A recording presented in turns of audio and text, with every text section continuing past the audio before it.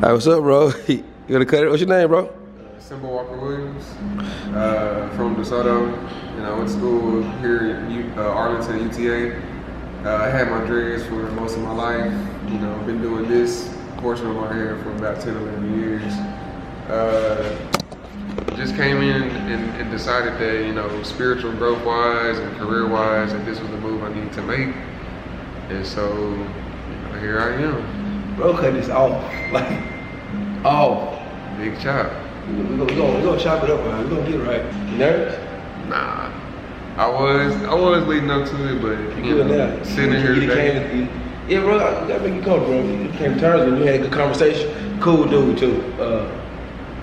Ready, man? You better finna. He's just so smooth, bro. He looking serious, boy, cool. But, all right, bro. You hear my phone in the background? Just going all right, well, we'll get set up. We'll see y'all in a little bit, man. How long you had it? 10 years, 10, 11 years since I was in 7th grade, 24 now. Just graduated college, so that gives you time frame on where I'm at. Right, so. And I just cut them earlier this summer, so. Oh yeah, he said he cut 9, he said he already cut 9 inches off. Yeah. This, y'all just seeing a little left of him, y'all just seeing we got left. Yeah. Sheesh. All right, well, we'll see y'all. Over there for okay. Yeah, it's been doing it for like 2-3 minutes now. Straight up. All right, we'll see y'all in a little bit. Let's get set up. Okay, welcome back, you guys. This is a very dope tutorial to me. The reason why I like this tutorial is because my man Simba here. First off, he has a super dope name. That's his real name, Simba. He's been growing his locks for 10, 11 years. He trimmed them in the summertime, but they were still, as you can see, uber long. Nah, but seriously though, they were long, and he wanted the transformation. He felt it was time in his life to cut them off and take the next journey. So let's get into it. He hadn't had, like I said, his growth pattern was so just different because he was 24 years old, I believe he said, and he hasn't had a haircut since he's been growing since the 7th grade. So the development of his hair, as far as the growth pattern and how to brush it, is outdated. So we had a few difficulties to work with, along with growth pattern, because the size of his hair kind of grew towards the back, of course, because he pulled his hair back a lot, I'm guessing. And also, he had quite a bit of dry scalp, and it wasn't his fault. He washed his hair, he brought his own shampoo and conditioner, but his hair, the scalp of his hair hasn't seen just light like that for 11 years. So as you can only imagine, the dry spots were kind of big. We worked through that, and everything turned out great. So with that being said, let's get to it. So basically, as you can see, I'm pulling the locks, I'm pulling the locks from the scalp, and I'm cutting out basically as much lock as I can to where the hair is kind of froed and hasn't been twisted. The reason why I do that is because, let's just say, if he's keeping his locks, so if he ever wants to reattach them or retwist them, he'll have as much lock as possible. And I also don't want to gap the hair. So if I leave some lock on there, it'll be hard for me to comb and detangle. So I'm taking as much lock up as I can and leaving the fro, so that way, because he's keeping the top kind of like a high top fade, but it's going to curl the top not too long with a drop fade or a ball fade. All right, so you guys watch me cut them off, and I will be back in a little bit.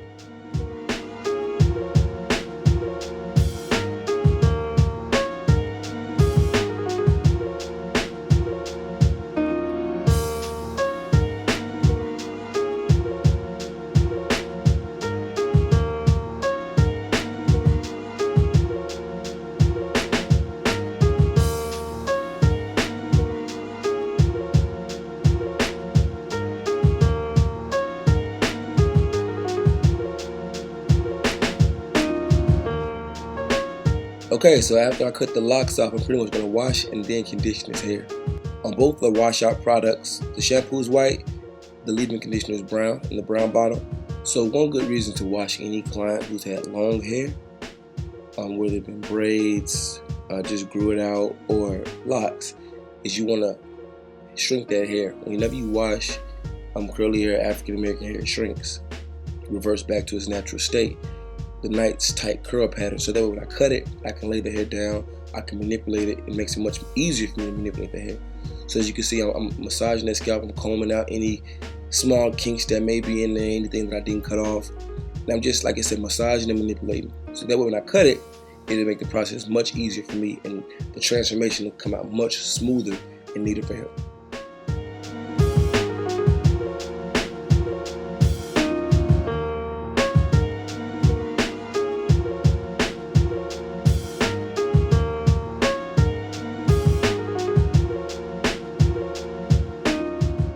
Okay, so now after the wash, we're going to basically dry his hair with the towel.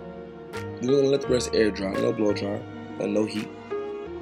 And as you can see, let's wait to pull it off. Okay, his hair, see, it reverted quite a bit. It's pretty curly. See, I got a few long spots, patches that I still have to take out. And what I'm going to do now is just use my seniors. I'm going to comb them out first, obviously, as you guys can see. Then I'm going to take my seniors, cordless, and I'm basically going to shape the hair up before I start to cut it, just to make it look neater, get any long spots that I didn't get with the clippers or when I first started this process. Now, a few notes, a few things to keep in note or to take notice of as I cut. He's getting a dry fade. I don't know what his scalp looks like. At this point, I don't know how his hair grows, so I'm going to start this fade a little low just to give myself room to work with. I don't know how his head is shaped. I don't know if he has any dimples, and if so, how many dimples? So these are things that matter, because depending on how many dimples he has, sometimes a dimple can make it look chilly, or it can make the haircut look like it's bulky right there. So there's certain ways you might have to maneuver around those kind of situations. So I have to be very cautious. I try to comb his hair, and so now I'm about to start the bald. I'm about to start balding it out so you guys can see what I mean. So I'll start low, and then after we get it bald, I can see what I'm working with. It'll give me more of a idea of what kind of canvas I'm working with. So after I bald it, I'll study his head, see what we have there, and then I'll work from there. All right, and comes to find, he has a few dimples in the back of his head. So that way when he smiles, sometimes it might make his face look different. So I might have to debulk a little bit more in those spots. But once we get to that, I'll definitely let you guys know. But right now, I'm just doing my drop. Remember, I keep it low to the temple, on the side, and right above the ears and behind the ear, and it drops down to the back. It gives it more of that fade look without giving it a high ball fade type style.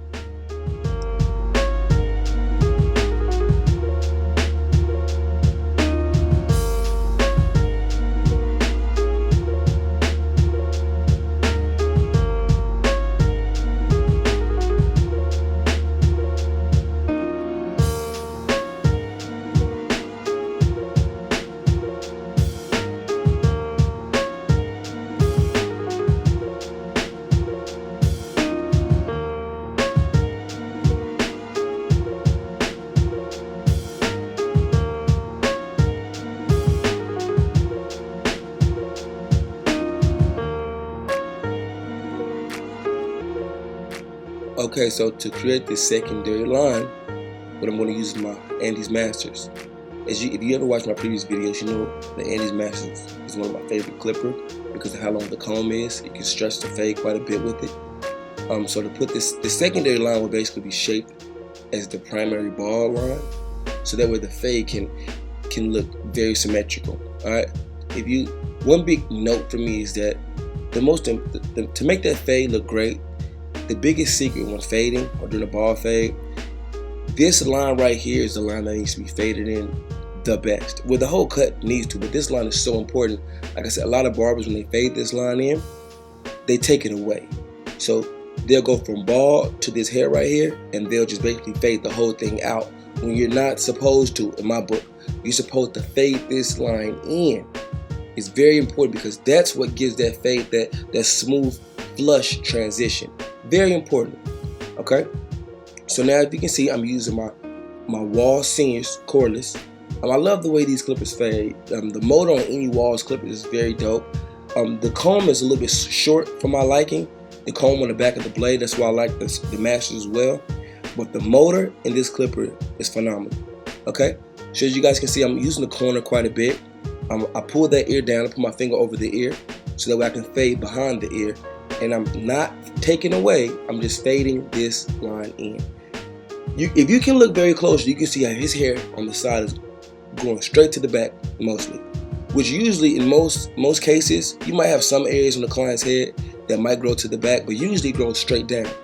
So with his hair growing straight to the back, as you can see, I rotate the clippers kind of to a 70-degree angle, and I also use the corner of the blade, so that way, look, if you right now, corner of the blade, so I can hit small spots at a time. Very important. It'll help you when fading hair that grows straight to the back. Now, if you can look, the clipper is upside down because it makes the blade sharper and the blade is flusher to the scalp, and you can hit smaller spots. Very important detail. So if you look right above his ear, you can see that's a dimple right there. That spot that looks darker than everything else. What I do to get that out is use the corner of the clipper, because not every spot is as deep or dark as their area, so it requires special attention. Alright? Now if you can look, I'm using my tool. I'm debulking with the tool first because I don't know what's under this hair. And I don't want to start my 1.5 because I can mess around and hit something, and I can't put the hair back on, I can always take it off. So after I debulk with safety with my tool to see what's under there, I come back with my 1.5. Okay, so I see a dimple right above his ear, I see one right there where the comb is, and I see one right there where the clipper is. Okay, so I know that those areas are going to require special attention when it's time to come back and finalize this fade. I'm going to start with my comb. Eventually I'm going to comb my brush to do this fade so that I can get his hair used to being brushed down, if we can even transition the hair. It's been 11 years, so we can see what we can do with that. Now I'm using my 1/16 of my Masters. The 1/16 is a beautiful blade because it gets it flush to the scalp, but it still gives you that safety of a guard. And I'm using the corner of the blade in some areas right there to hit that dimple. I pull the ear down to stretch the skin, so that way I can hit specific areas and make the skin not loose but tight, so that way it won't run when I'm trying to fade. Okay? Now you see me using the brush because the brush lays the hair down. I want to transition his hair to see if I can transition his hair to growing back down. Okay? It'll make that fade look so much more flush. I'm debulking. When you see me go with the grain like that, I'm just debulking.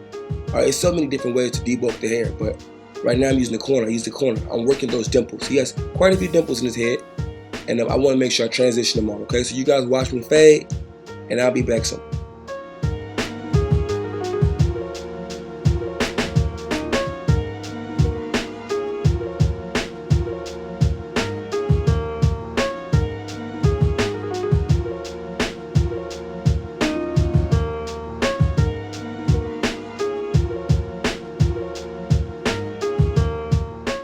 Okay, so same thing with the side and the temple of the haircut. I'm going to start with the tool to see what we have. Usually the side or the temple of the head is kind of where a lot of the thin spots grow. The hair doesn't grow as thick. We do a lot more pulling on this area. Those dreads could have been heavy on his temple, so I want to see what's under here first. After I realize that everything is pretty much fine, then I'll come back with my 1.5 to fade that in. And also the fade is a little bit higher on the sides versus than the back because it's the drop fade in a sense. Alright, see, I'm stripped now. You can see my thumb is actually strapping the scalp up.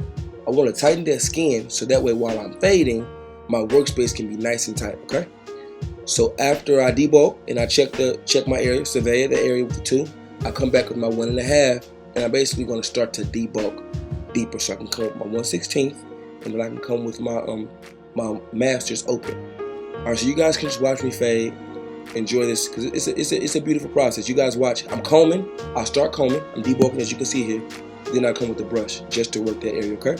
So I'll see you guys in a little. Subscribe.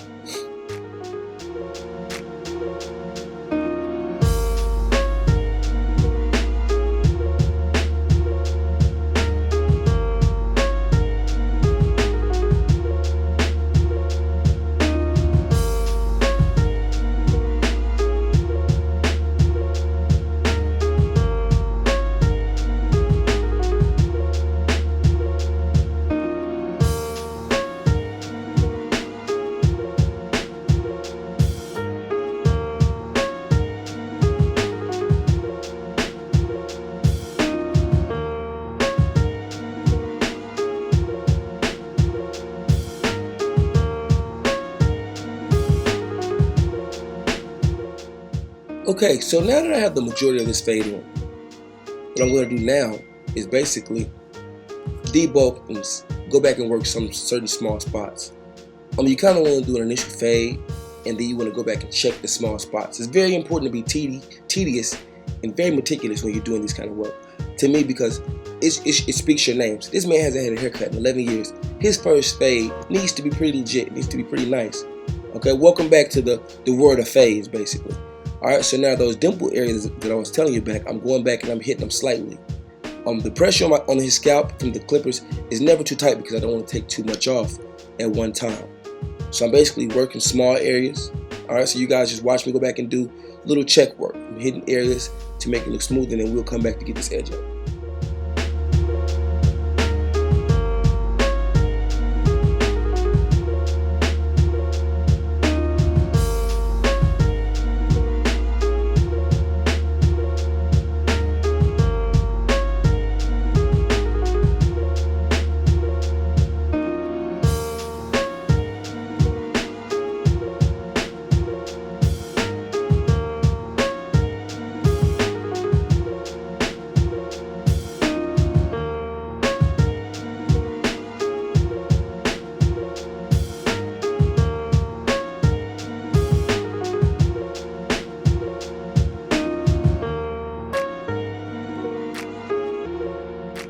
Okay, so when I initially edge up, I like to start with the razor. But seeing his hair is longer on the top, I'll start with the clipper because I want to get those smaller hairs that hang over, that kind of curl and run. If you can look with my left thumb, I'm stretching the scalp to pull it to make my workspace tight. Now I'm stretching with my two fingers, my index and my pointing finger right there on the same hand as the clipper to stretch the scalp. Then I'll come back with my razor and hit in certain small areas. I don't want to push him back far. He has a few thin spots on his edge up, which pretty much most people do. And you can see I'm stretching with my thumb right there, and I'm using the corner of that blade to hit the corner of his head where that 90-degree angle goes. See me stretching from the bottom? Now I'll come back with my razor and just clean up. His hair still kind of grows to the back on this side, and I don't want to take away too much, and I want to make sure I make that nice and sharp. So I'm just stretching the opposite way and pulling the blade with the way the hair grows. Okay.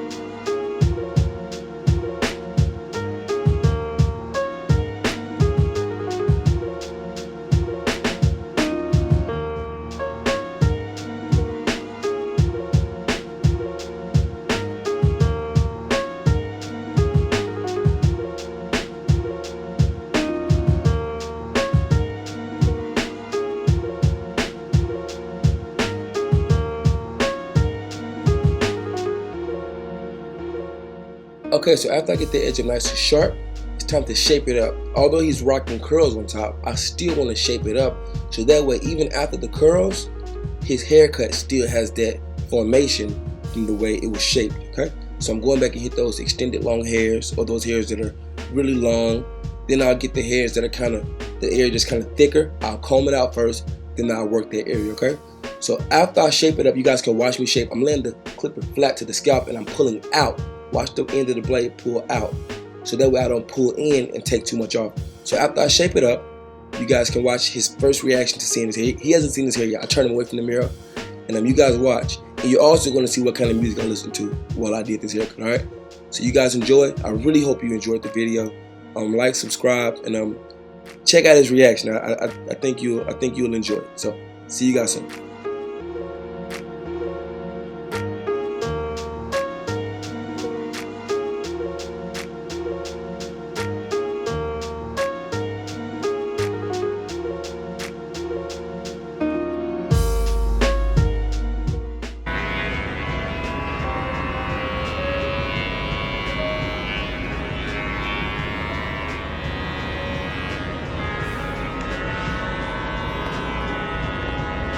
Well, yeah, me too. I gotta hope I did a good job. Shoot. Let me get this mirror. Hey, first time seeing the mirror. Hey.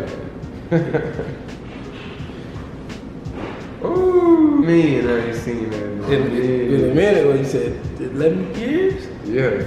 Sheesh. You like it though? Yeah. You good? We crispy. Perfect. We crispy. I'm gonna help you like it, man. That's the most emotion I got from you all day. Yeah, we Yeah, bro, keep like a little ponytail right there. Right.